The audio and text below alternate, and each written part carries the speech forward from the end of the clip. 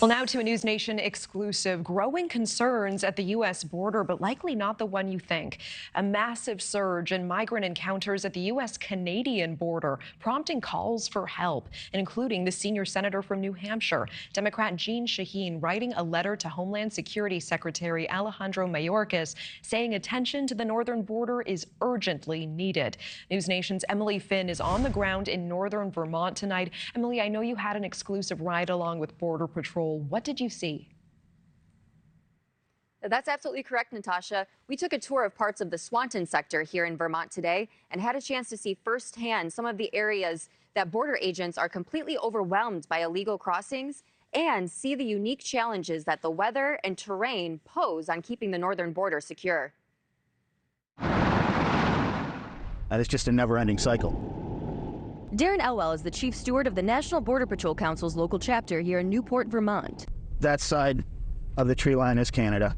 He's been working here on the northern border for nearly 2 decades and says he's never seen a surge in illegal crossings like in the past year than ever before, especially during frigid winter weather months. Hypothermia and frostbite are a major concern for the people that are crossing in this area. He showed us some of the hardest hit areas where agents are apprehending the largest number of migrants.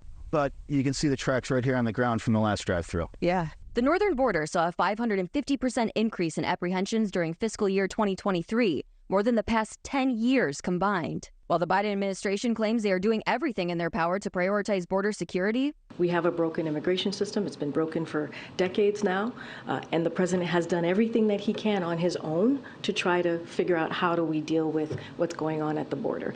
Elwell disagrees that our laws on immigration are flawed. We need to enforce the laws that are actually on the books. I understand that everyone likes to say that we have a broken immigration system. Well, the immigration system was working, and now it is broken.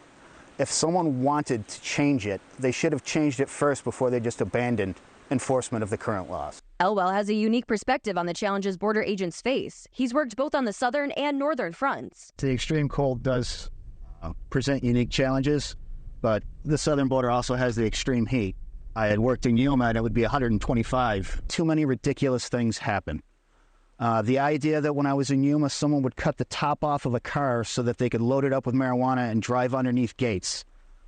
That was crazy until you've done the job long enough. The fact that someone would take their child through the woods when it's negative 30 degrees, absolutely crazy, but you see it happen all the time.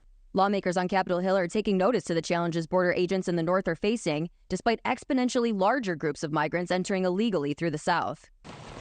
There's a lot more to the borders of the United States than just the southwestern border. We also have the northern border. We have big borders, but we've always kind of trusted that there's going to be oversight. The thing we're finding out now is there is really not as much oversight as we need. There will always be people who want to enter this country, and they're going to be doing it illegally. So there will always have to be someone watching and preventing it from occurring. Thank you very much. And border agents we spoke with say there is a renewed focus on apprehending anyone that may be on a terror watch list as the war in Israel continues to displace foreign nationals. While they haven't caught anyone on such a list yet, they do get notifications from our northern neighbor anytime someone on a terror watch list is in Canada. Natasha? Okay, Emily Finn live for us in Vermont tonight. Thank you. Thank you for watching. Go to newsnationnow.com to find NewsNation on your television provider. And don't forget to click the red subscribe button below to get more of NewsNation's fact-driven, unbiased coverage.